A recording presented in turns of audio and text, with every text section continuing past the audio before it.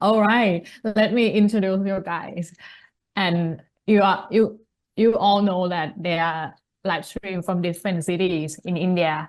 Two of them are from Mumbai, and then another is from Rajasthan. They are all three young type designers from EkType. Purvi, Tejas, and Umang. Correct me if I'm spelling your name wrong. Who are going to share their practice, experience, and what inspired you all to draw type. Purvi is a graduate from Sir JJ Institute of Applied Arts in Mumbai. And for the last 2 years, she has been working on Devanagari and ODS script. Tejas is passed out from NID Andhra Pradesh and works with Devanagari script. Umang is an applied art alumnus from Faculty of Fine Art, MSU Baroda, and is currently working on Devanagari and Good Market script with EkType. Correct me if I spelled anything wrong. Nice to have you all, so I let you handles. Thank you. Should I share the screen?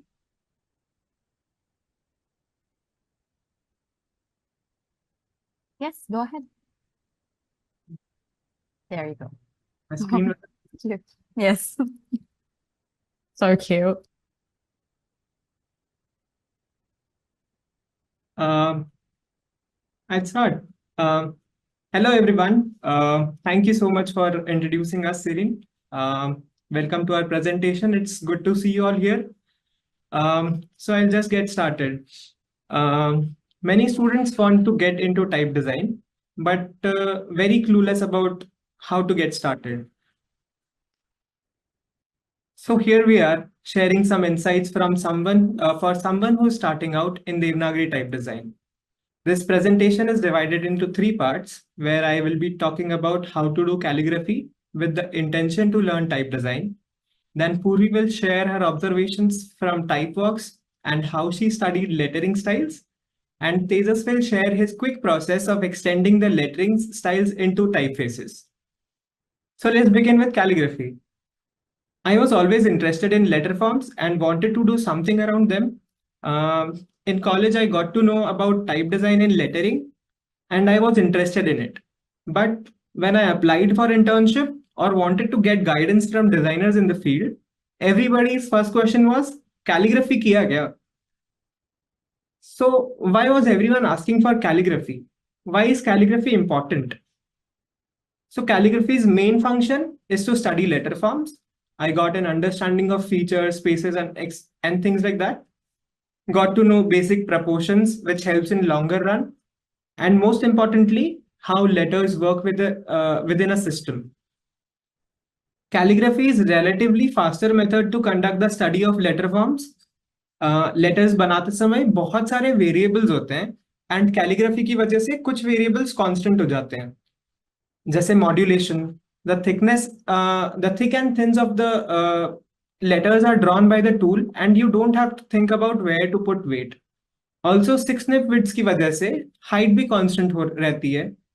Because of this constant, now I can start focusing on spaces inside and outside of the letter, focus on proportions. Also, it is easier to judge letters when they are filled with ink. So, how did I begin?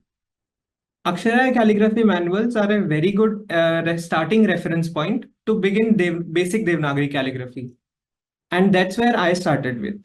Because these manuals have very good introductory information about tools, guidelines, letter construction, terminologies, and everything you need to get started. There is one thing I would like to point out about Varnamala though. In school, we learn letters in a phonetic sequence, this sequence. But this sequence is not very helpful while doing calligraphy.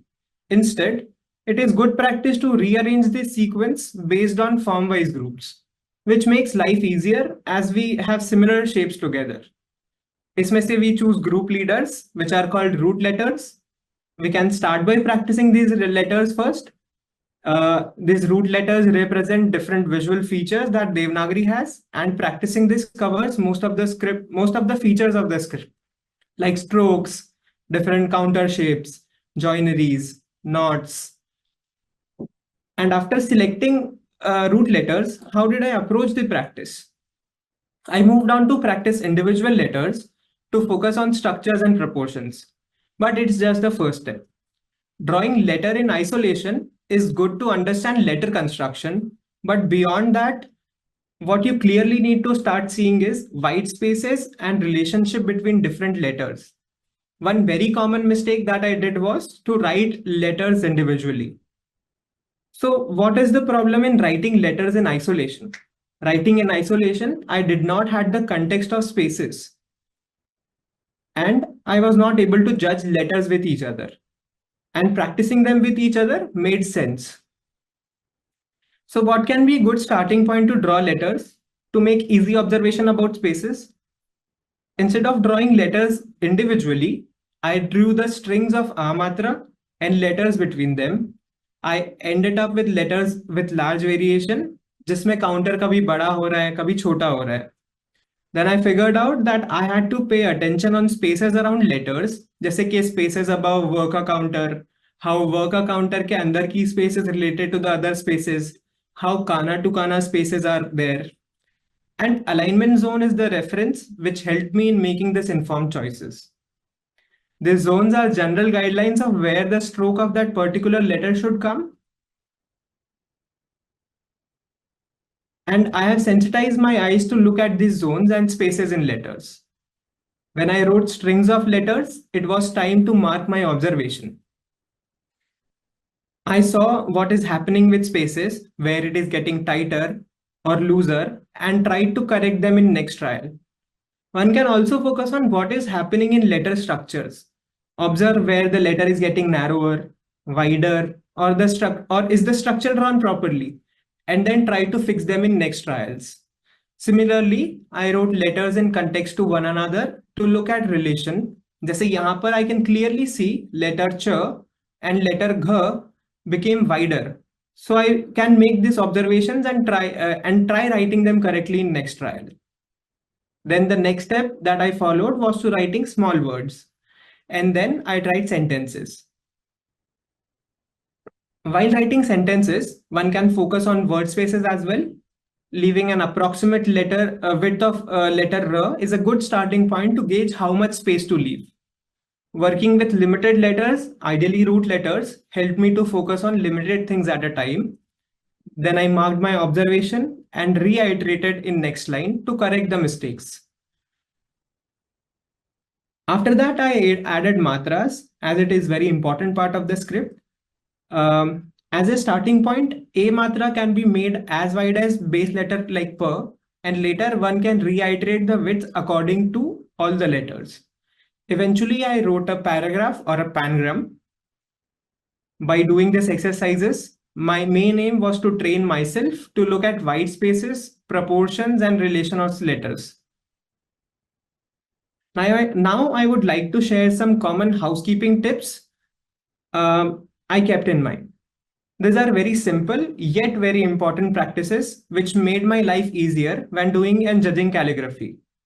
It is a longer process and I did calligraphy for a couple of months.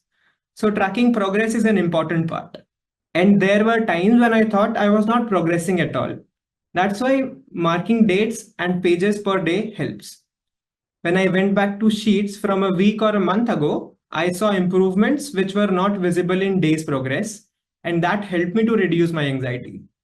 Leaving margins is another good idea, as you can write notes and feedbacks. Even if you make mistakes, you don't overwrite them and move on to write the next word, so that you can so that the sheet is clean and you can focus on mistakes. Use color code for marking corrections. And then finally, but most importantly, write at least 6 to 8 lines of a text in a page so that you'll get a good idea of texture. That's all from my side. From here, Purvi will take over. Hi. So along with practicing calligraphy, study of existing lettering samples also help us a lot to develop a good visual repository for referencing. While designing type, one fun way to do this is to go on a type walk. On these type walks, I'm always amazed by the signboards and wall paintings with huge amount of hand lettered text. They're usually announcement, declarations, and notice boards. And they use interesting visual devices to create typographic hierarchy. Often the letter structure add exciting, expressive edge to the content they present. But it is a challenge to figure out the factors that give them such a variety of expression. So I came up with a few simple steps for myself to analyze these factors and understand texture more systematically. वैसे this is one of my favorite hand painted board. It is very neat and has good rhythm to it. So here are two examples of text heavy hand painted letters. The image on the left is from a temple in Maharashtra and right one is from a busy market in Punjab.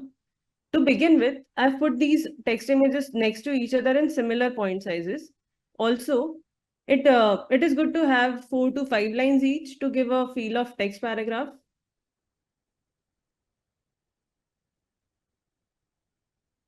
Converting the image to black and white as it makes it easier to compare and start making notes of parameters like color of text, weight, and modulation. Umang, next slide.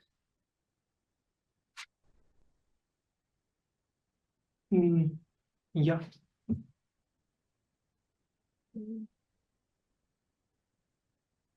Is it changing for you, Purvi? Okay. No, the internet connection is fine. The images are intentionally blurred so that the difference in the color of the text can be observed more prominently. As we can see, left one looks light and the right one looks dark. So the line height has a substantial impact on the color of the text. We can see that the tighter line height is making the right text look darker.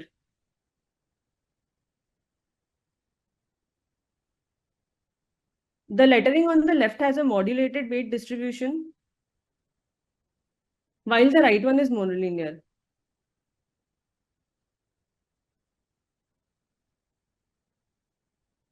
I'm sorry, I can't see the slide changing on my side. Oh, I think it's net connection issue. Is it my internet? Yeah, I think so.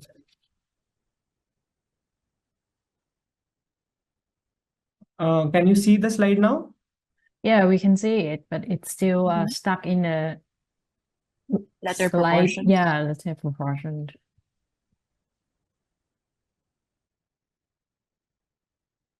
Purvi, can you see? Yeah, and then some pink line appear, style specific visual features. Yeah.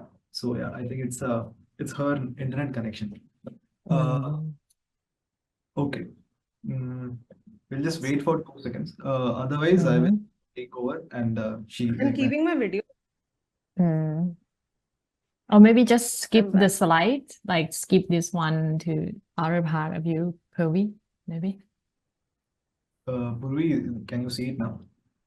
Yeah, we can start from slide number 88. Yeah.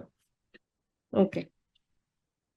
So the left text reminds me of the Balwood style of calligraphy, as it has a formal calligraphic appearance. The right one appears very casual, sketchy, and has handwritten feel to it. So after observing these macro features, we can start focusing on some style-specific features, which I will discuss in next slide. I call them micro features. When it comes to style, यहाँ हमेशा धमाल ही हो रहा होता है. Yesterday, I heard Pooja's approach, how she documents type. It is nice way of archiving. I like the tags that she has given for categorization and giving visual prompts to students for study type. It's an interesting approach. So today I'll be talking about my observation, how I look at different styles in Devanagari. In street sign, we can see that the letters can become condensed and wide. Their structure and spaces are improvised to best utilize the space they are written on. and often specific words are emphasized using ornamentation like shadows, gradients, flourishes, and outlines to make it look more attractive. All these elements are at a play while maintaining the crucial balance between legibility and artistic expression. So how to study them? Let's first look at this example. I always begin with most interesting feature of the lettering. In this case, it is the weight, and which is more on the top and bottom of the letters. The horizontal stroke in the middle region are approximately as thick as the vertical stroke, while top and bottommost strokes are the heaviest. This difference in stroke weight shows an interesting weight distribution and contrast scheme. Then I make a note of vertical proportions by comparing the heights of the matras with the base letter. Here I see the letter structure. They are nice and blocky. They are almost fitting into a box. The overall lettering is bold, condensed, with very less negative space. I often draw the skeleton of letters to understand the curves better. Here they are really slow and squarish. Drawing the skeleton really reveals the common structural pattern that brings consistency to the letters. So now let's analyze one more example with the little ornamentation. The weight modulation here is similar to the letters that are written with flat brush held at an angle. Which makes what makes this style unique is the treatment given to the terminals, which is the use of Tuscan serifs in Devanagari. So while talking to one of the artists, painter Ram, I was introduced to term machi cut, which essentially means fish cut. The fish tail-like design of the terminal, I found it really interesting that what I learned as a Tuscan serif all my life from Latin type terminology is known as something so delightful in local language. So moreover, to match with the style, this feature is also added on the bottom loop of the letter M and similarly on the midbar of the letter N without affecting the legibility of letters.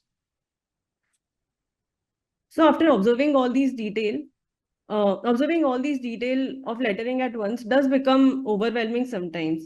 So I just start by observing one letter at a time, make note of the parameters that I just discussed, gradually working my way to studying the entire lettering. This technique also really helps in making quick style comparison and picking out unique features. Looking at street lettering is a visual treat for me. I always click pictures when I spot hand-painted letters. Of course, I have multiple photos of same lettering pieces. Every time I see my favorite signboard, कुछ नया ही चमकता है. It always has something new to offer, which I use for study based on what project I'm working on and what I'm currently exploring. It's a good break from type design. One of my major takeaways is that referencing photos from TypeWalk act as a good inspiration to spot things that are not very obvious or are not seen in typefaces otherwise. As every painter has their own way of drawing letters, different treatment is given based on the style and their understanding of letters. So here are some sketches which are inspired by these lettering pieces. And some more of my work, which is drawn digitally and slightly more refined. Having a good visual repository really helps in experimenting and find our own way of doing lettering. So now Tejas is going to share how to extend these styles to a typeface. Yeah, thanks. Okay, so once we start doing calligraphy and looking at letters all around, we start having our own letterings and things like that. And sometimes we want to extend these letters to typeface. And in Devanagari, it's kind of overwhelming because this is the whole glyph of Devanagari. And when one sees it, it's too much. So is there any easier way of doing it? Maybe less overwhelming way of doing it. And I think there is. So I'm going to share a step-by-step method that I kind of discovered from people here. But there are some small prerequisites in them, that one needs to have some kind of letter drawing practice, some basic understanding of fonts and font study, and most important part is, I think, patience. It needs patience. So yeah, let's get started. I start with this word vada pav. Vada pav, apart from being a beautiful snack from India, there are some really interesting features in that word. So Vada Pav has Vada Pa, which are essentially root letters from Devanagari that Umang talked about, and one can actually extrapolate the systems from them. After that, like there are basic interactions in letter like spine and vertical bar, which we call in Devanagari danda. Then danda and danda, like straight line, and straight line and curved form, which are like basic interactions in Devanagari. There are a lot of vertical lines repeating, which is a texture of Devanagari also, and it kind of gives us an idea about overall spacing of the letters. And then we have like a repetition of one letter, which is important because in typefaces we repeat letters. So it's a good practice. Now let's start with this lettering. This lettering is actually inspired from Siddharth Jayashankar's font Kodai Tamil. So you can see the Tamil lettering, and I kind of made a Devanagari out of it. And when I start some lettering, I just make variations, like quick iterations of it, make some spacing iterations, just try just try some other different kind of spacing trials. And once I'm kind of good with letters, I feel like this looks good, I just take out the horizontal alignment zones, which both Purvi and Umang talked about. Then I come back to form wise group, which Umang talked about. And from Vada Pav, I have these 3 letters ready. But to create the whole system, I need more letters. So I add more dishes to my table. So meat, puri, cha, Vada Pav, these are all actually food products. But these letters have more to them apart from being just food products. They like there are new features of Devanagari like not, half, then the above base and below base matra, because Devanagari without matra is not Devanagari, so matras are very important. And there are slightly like complex letters like h and d are also there. Now, when I'm doing this full lettering, I have Vada Pav ready and I have to make other letters now. So like, this is something that I kind of discovered in my way, that if I want to make ch from v, how do I do it? I just take v, I cut it from the like upper curve, I add a horizontal line there and I just connect it and my ch is done. And it's super easy. Similar thing I found with d and h. Like I just take d, I cut it from there, I connect it from left side, and my her is ready. And like it's super easy. Like when I did this, I was like, "Key type design is easy. Like why people cry about it?" But that's the thing. What Umang talked about, this drawing things individually is a problem like this. So in ch, it works. Maybe the structure works, but in her, you can see that it is slightly off. And why it is off? Because I just took the, and in those same proportion, I just fitted my her. It gave me a basic structure, but the proportions are off. Her is usually slightly wider, slightly more taller, and it looks weird. So I have to fix it. And to fix that, I need to have a good understanding of, like, to know what to do, I need to have good understanding of letter proportions and things like that. So yeah, like these shortcuts, they help to get a base structure, but you need to work on that. So I have these letters ready, and like remember, we are trying to write our phrase, and I have to make new letters, and making letters from scratch is slightly scary. So what I do generally is I just put new letters, like I just put letters in context. So new letters are there, and the other letters which I already have are there around them. So I get a context, and then like I see that there is a vertical repetition in my letters in this style. So I just create my verticals. I just connect them with horizontal lines. I see that there is a bottom heaviness to my letters, so I just add a bottom heaviness. I just make them curve, and then I do the small tweaks, and my letters are ready. These small tweaks, what I mean is basically consistency checks, fixing the proportion and things like that.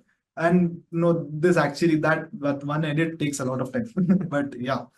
Then I just fix the spaces, and my letters look pretty good and pretty cohesive. Now I'm just adding matras to them. And the way I'm adding matras is similar, like, step by step, creating one stroke, and I'm getting my matras. So now I have all the letters to write the phrase that I already, was planning to write, and my phrase is ready, and it's pretty good. Like coming till here, it is like it really gives me an understanding about how my system is working, how my letters are really working out. So based on this, I can like make more letters. So from per I can make sure, from ver I can make burker and things like that. And this is all based on the form wise groups that Umang shared in the calligraphy part.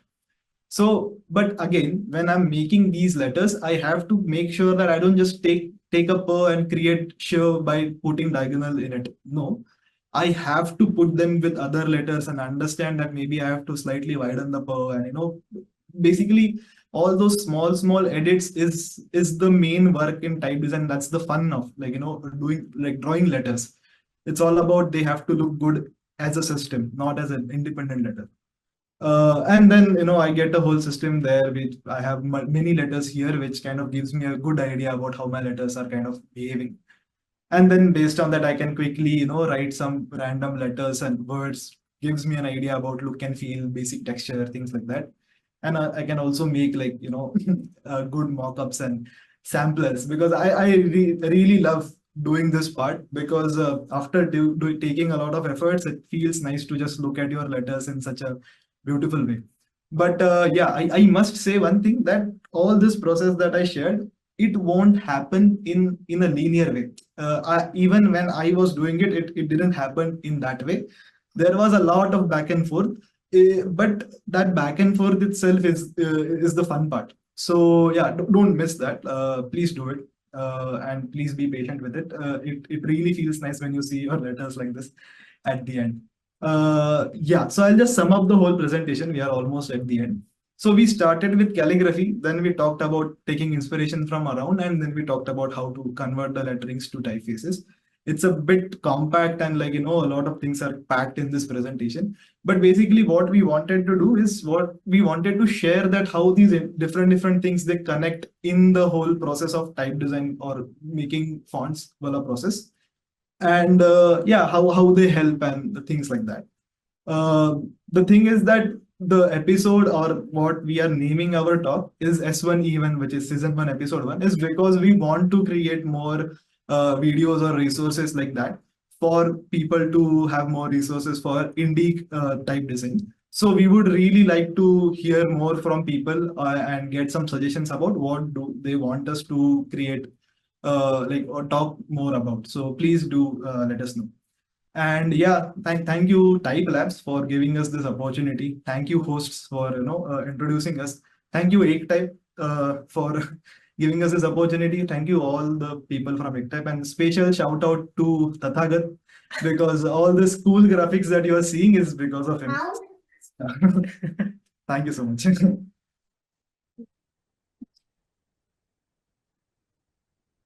Oh my God. So great.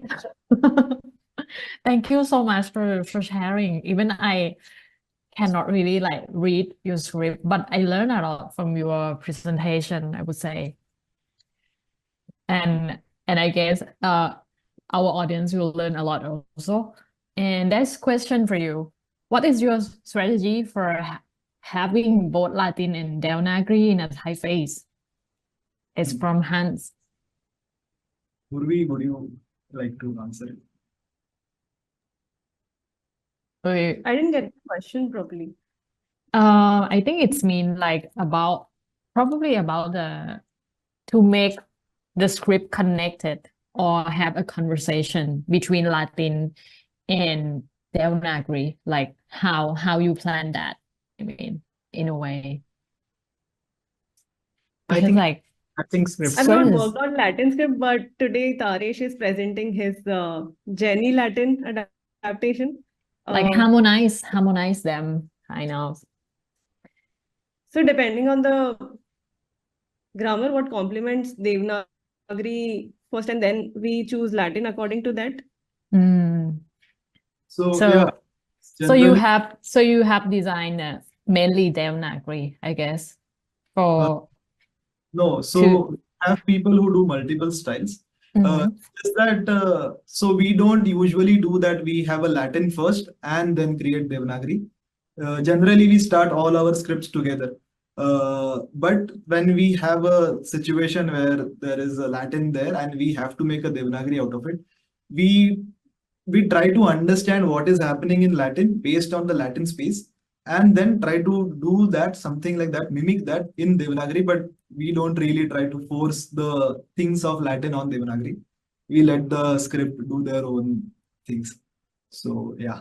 And general principles like matching texture, matching the gray, matching negative spaces, that generally harmonizes the both the scripts or all the scripts together. So yeah. I guess it's not the point for your guys' presentation to think about Latin for now, because like overall, I mean, like I feel like your focus is more about learning at your pace, like Yes.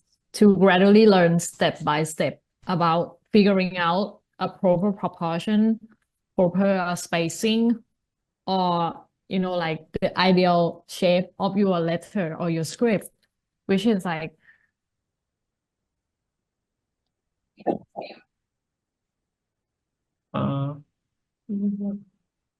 Siren, we can't hear you.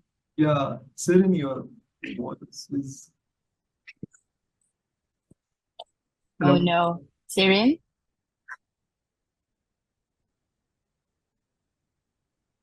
I don't know what happened. I think, Siren, I think we lost your audio.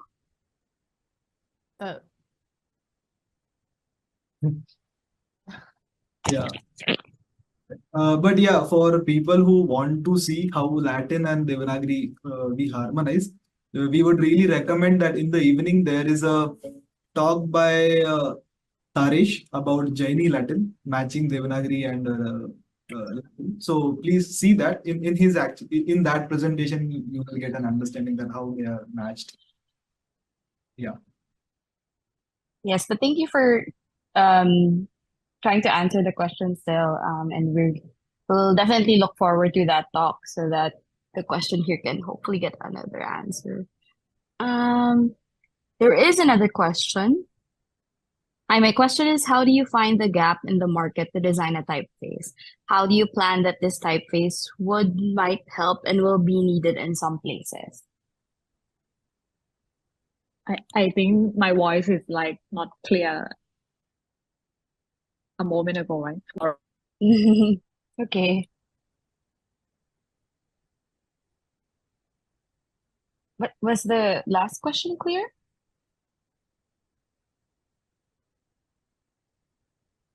I think it's too tough, actually, to be honest, from my side. For them. Yeah. Actually, for this particular typeface, we just had already existing Tamil counterpart of it, which Siddharth designed, and we were just trying to make a Devanagari counterpart of it. But like generally, market research and how to what market is needing, all this research is done by the studio, and Yeah, like there is a whole process of market positioning in typefaces where we study what is available and all those things, and accordingly what might be more good or will add value in the market is a completely big process in the whole designing of the typeface, the process of that. So it would be really hard to answer it in a very short way. But yeah, like basically the way people do market research and market positioning for a product, we do similarly for typefaces. And apart from that, we also make typefaces because we want them to be there, or we feel that it will add some value in the current typographic scene of Indic scripts. So yeah. Also, it depends on the kind of project that we are working on, if it is a multi-script project or single script project. So it changes according to that. Whether the visual grammar can be adapted to all the maybe 10 to 11 scripts that we are working on currently, or if it is a single script project. So yeah. Yeah, I think it's definitely a longer conversation that maybe you can touch on in some of your next episodes once you start working on them. But yeah, if anyone else has other questions for them, we dropped their socials in the chat and you can continue the conversation there and ask them more questions. But really, guys, we had a great time listening to your talk as usual. Thank you so much for joining us at TypeLab Asia. We had a great time. See you again next year. Thanks, Thank you. thank you. Bye.